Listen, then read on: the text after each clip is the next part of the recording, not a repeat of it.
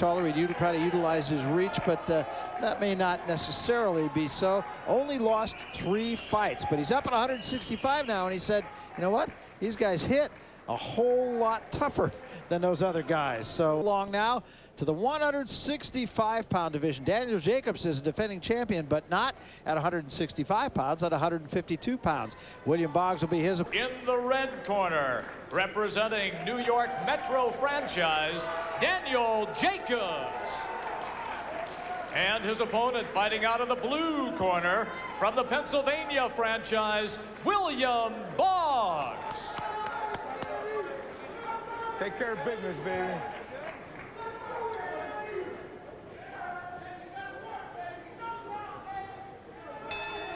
So here we go at 165 pound. Daniel Jacobs, as we said, he's the defending champion at 152, but he's coming up here, and that's not always an easy change to make. Trying to work the body, then come upstairs. Jacobs being very busy early in this fight. Many people believe Daniel Jacobs could be the best boxer, period, here at this tournament.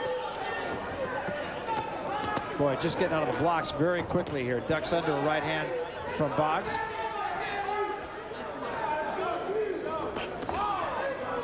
One thing that Jacobs does not want to do, and he said it himself, I don't want to get into a brawl. He said, sometimes I tend to do that. My corner will remind me.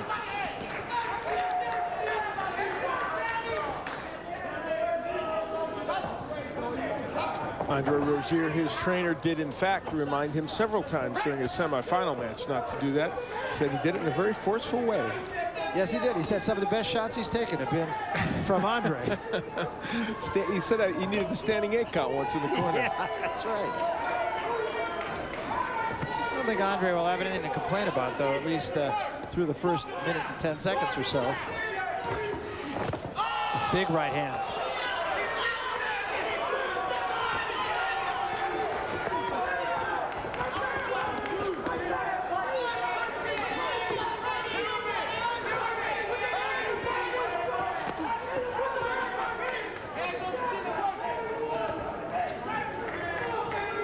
He thought, Daniel Jacobs, of course, that he'd be facing Jonathan Nelson of Little Rock, a local favorite here, one of the best in the, at this weight class, and Boggs upset him in a very controversial decision.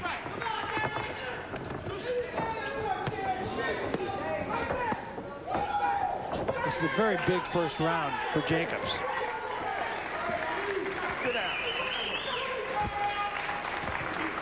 I want you to close your defense, all right? You don't have to reach for him.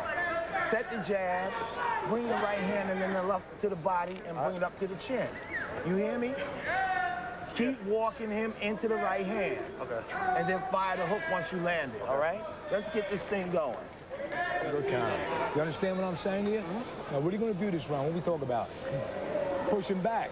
Okay? He come out the aggressor that round. I want you to go out the aggressor. He can't fight going backwards. I'm telling you right now, man. I know this boy. All right, you're as strong as this guy. You're stronger than this guy. This is the weakest 165-pounder you fought. You hear me?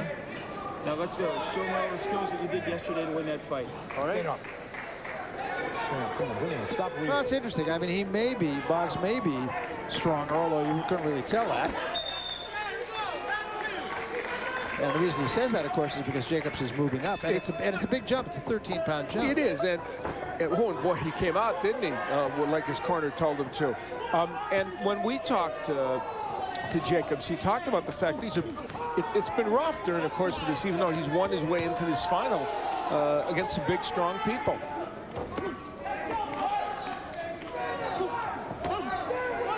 Good jab from Boggs.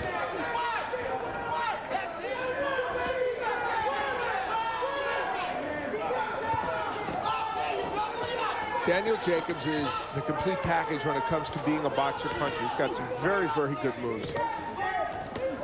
And we've seen him switch around in this fight and look comfortable from both sides. Yeah, again, we said this earlier about another fighter, but he's a very balanced fighter. He doesn't get leaning too much one way or another. He seems centered. And I like Daniel Jacobs better as a righty than a lefty. I think he punches with more fluidity and more power.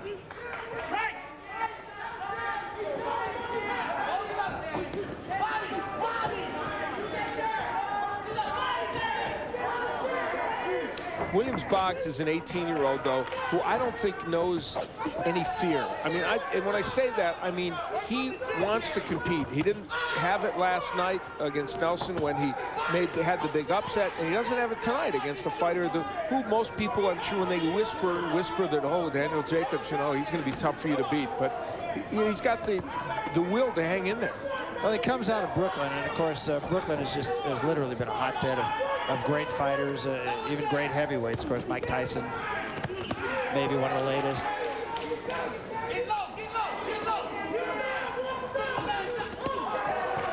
Boggs doing a better job here in this round. Yeah, he's had his moments. Good shot there, though, by Jacobs.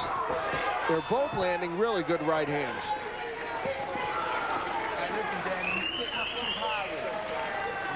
Too high. Let's get a little bit lower. All right? Okay. Off the jab, shoot that straight right to his solar plexus, all right? And bring the left uppercut up the middle. Let's get the pyramid going. Now it's time to get it going because he slowed down. Let's walk it. He went backwards. He's going away from me because you're too strong for him. Breathing down. Slow okay? Down. Slow down. Give me one more thing. I tell you, here, then you come up here. You angle out when you're done, okay? Don't pull straight back, don't stand This is there. the weakest puncher you fought all week, isn't it? This guy ain't hurting you now. You want to win this thing? Stay on it. Boy, you got half a fight left to take charge now. Jab, jab, boom. You took charge that round, and you slacked off, and you took charge again at the end. You hold it, give him some big shot. You got half the fight you have to win now, okay? Let's get on the scoreboard. You need 2-3 They told punches. William Boggs to come out fast. Well, look at this. You'll see from the view above, he came out about as fast as you can, ripping shots to Jacobs. Jacobs able to get away. And then toward the end of the round, Jacobs took over when he got him against the ropes, landing some really good clubbing right hands. Now Jacobs comes out as a lefty. It was not a bad last round for Boggs. I'm not sure that he won the round, but it wasn't a bad round for him.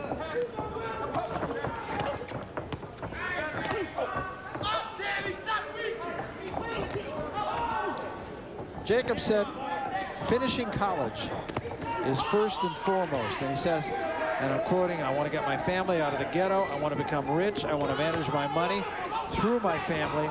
I want to quit boxing and be a witness for Jehovah, he said. There you go.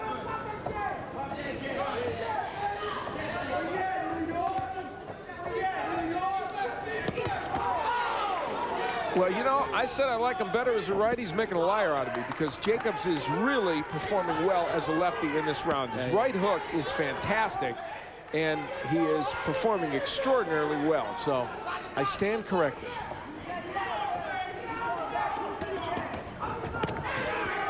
And the right uppercut, a very good punch for Jacobs as a lefty. And doing good body work, too. And eventually the arms will come down.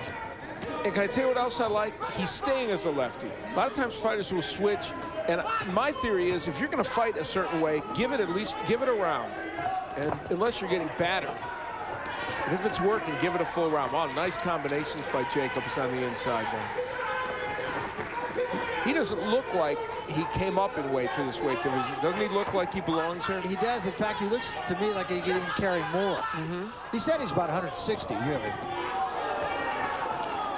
He's having a monstrous third round here. Nice combination right there.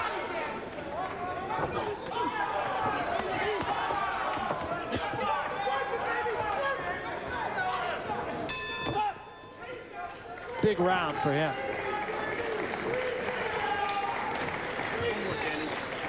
I want you to focus up. Put your hands up. I want you to focus up. All right, this is the last round, okay? Take a deep breath. This is the last round. I want you to take care of business this round. Let's get the short combinations going. Hit him in the body and then step around him. Don't stand there in front of him after you complete the You're not out of reach, but you're losing the fight. You just got to have the best round you've ever had in your life. Why are you showing this guy respect? Boggs looks like he might be a little I tired. told you to go after the guy. You're not going after him, so. Billy, you fought a better guy. You fought. As a southpaw, very effective in that last round was Daniels. Jacobs, excuse me. He threw some excellent combinations when he got Boggs against the ropes, and the right hook was especially effective for him in the last round.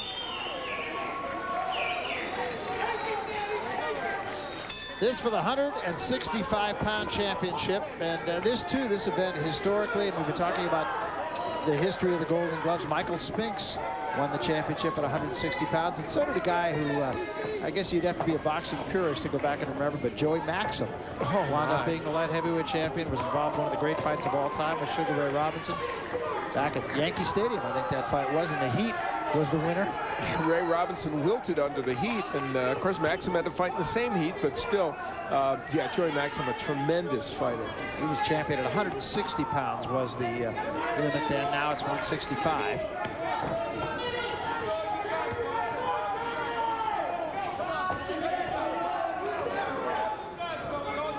Jacob showing us that he can certainly handle this weight. He was ranked #2 in the 152-pound division. Had lost in the national championships to Demetrius Andrade, who saw, and now he's jumped up to jumped up in weight and doing very well. And he told us that he's about 160, so he's got a ways to go. He was really a kind of a tweener. It's hard for him to get down to 152, where he probably would be stronger, but he's 5 pounds short of the limit here. Yeah, which is okay. You know, there's nothing inherently wrong with that, as long as you can handle these guys, and he's showing you can handle them. No question. And now he's back to righty, and he's having a great round as a righty. So I have to say, honestly, this is a guy who can fight from both sides very well. And the body shots from Jacobs, tremendous. And he didn't have to get the look from Andre Rozier. No. Wow, clubbing right hands hurt Boggs, and a good uppercut.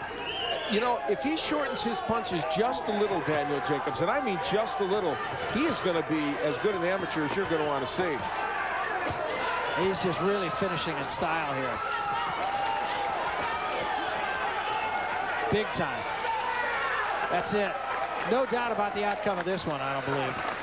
And I think Daniel Jacobs knows it. Well, we talked about the look that Andre Rozier gives Daniel Jacobs. He said, you know, it's like the look your mother gives you. You know, that look that just freezes you? Kind of like I'm looking at you.